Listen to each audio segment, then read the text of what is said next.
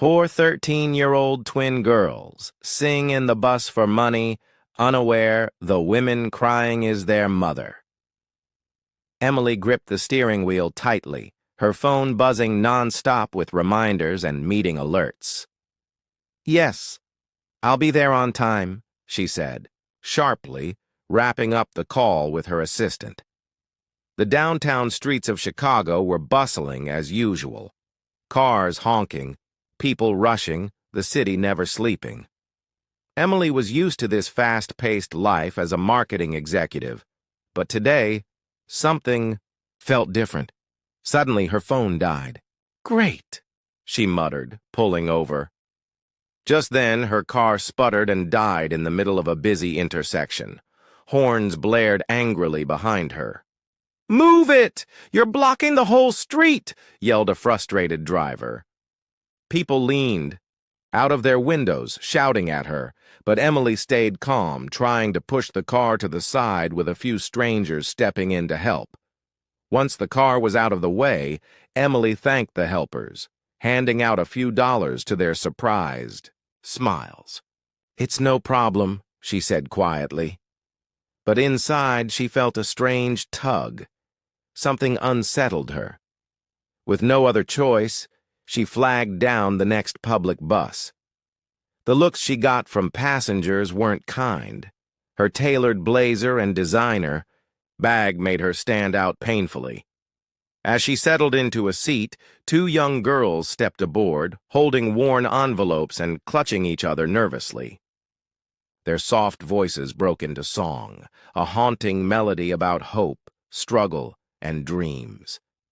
Passengers wiped tears quietly as the twins sang with all their hearts.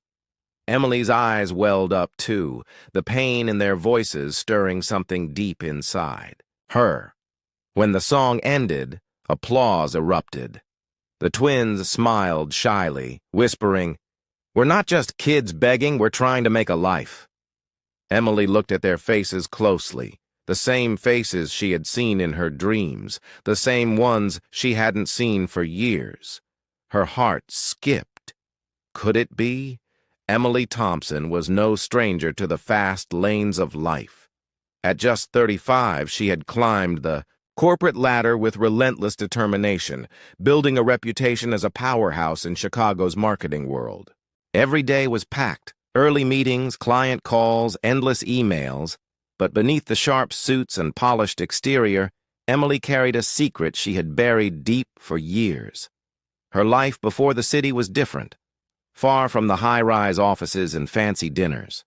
She grew up in a small town on the outskirts of Detroit, raised by a loving single mother until a series of hardships tore her family apart. Emily had been forced to leave behind two things she cherished most: her twin sisters, Lily and Grace. They were just kids then, barely 5 years old, but she never stopped thinking about them, especially after she moved away to chase a better future. Lily and Grace, now 13, were worlds away from Emily's polished life. The twins had grown up in a tough neighborhood where every day was a struggle. Their mother, Sarah, worked multiple jobs, barely making enough to keep food on the table. But despite the hardships, Lily and Grace had a gift, voices that could move mountains. Singing was their escape, their way of dreaming beyond the cracked sidewalks and broken streetlights. Today, on this crowded city bus, Emily was about to realize just how connected their lives still were, even after all these years apart. She watched the girls sing again, their voices raw but filled with hope.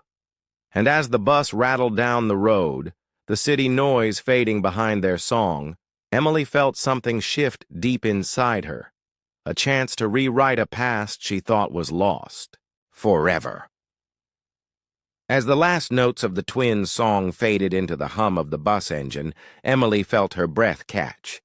She stared, disbelief tightening her chest. Those faces, those innocent, hopeful faces, were hauntingly familiar. Her heart pounded as she blinked hard, fighting the rush of memories flooding back. Could it really be them? Lily and Grace gathered, their envelopes shy but determined, moving down the aisle. Emily's hands trembled as she reached out, voice barely a whisper. "Lily, Grace." The twins froze, eyes wide with surprise and confusion. They exchanged a quick glance, uncertain who this woman was, but something in Emily's voice made their guarded expressions soften. "Emily?" Lily asked hesitantly, stepping closer. The name slipped out like a question, hanging heavy in the small space between them. Emily nodded, tears pricking at the corners of her eyes. "It's me, your sister."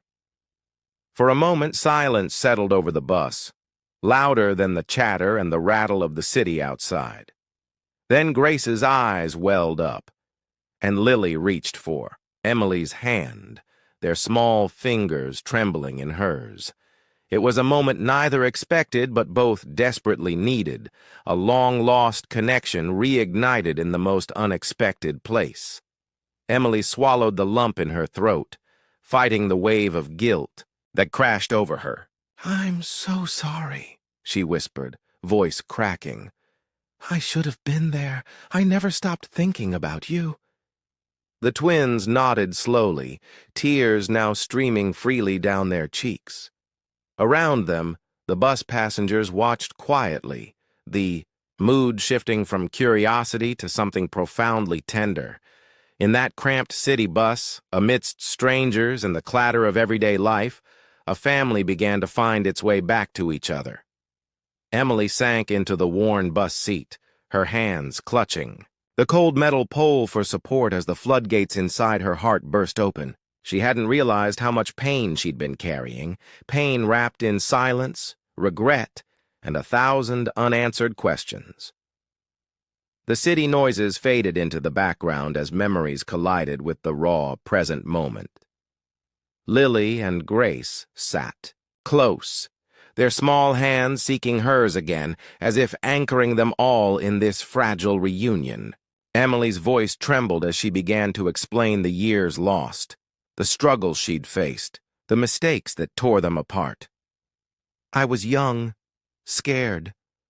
I thought I was doing the right thing. But I was wrong." Each word was soaked in sorrow, a confession meant to bridge the long divide.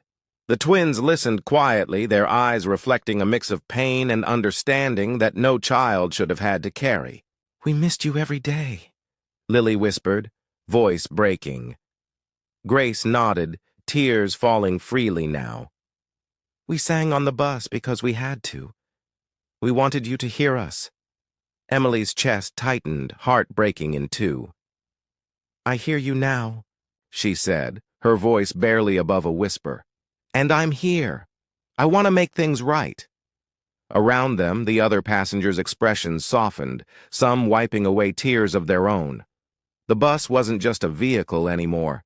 It was a vessel, carrying broken souls toward healing. Emily's unraveling was painful but necessary. It was the moment where the past's heavy shadows began to lift, replaced by fragile hope. The twins leaned into her, the three of them connected by shared pain and the first tentative steps toward a future none of them dared to dream of before. The bus rattled along the crowded city streets, but inside Emily's world, time seemed to stand still. Tears streamed down her face as she clutched Lily and Grace close, the weight of years lost pressing down like a crushing storm. Her voice cracked as she confessed, "I gave up everything for a chance at a better life, but I lost the most important part, you." Her hands shook, trembling with the rawness of her sorrow. "I was so afraid to face you," she admitted. "But I promise from now on, I'll never run away again." The twins looked up with wide, searching eyes. Grace whispered, "We don't want you to go, Mom." Lily nodded fiercely. "We want you to stay." Emily pulled them into a tight embrace, feeling her own heart break open. "I'm going to make a sacrifice," she said softly. "I'm leaving my job, my apartment, everything I thought mattered. To be with you. To give you the family you deserve. The bus jolted as a sudden stop brought a wave of motion that mirrored the turmoil inside her. Around them, other passengers watched quietly, the tension thick and heavy in the air. Emily's breakdown was no longer hidden. Her sacrifice laid, bare, raw, and real.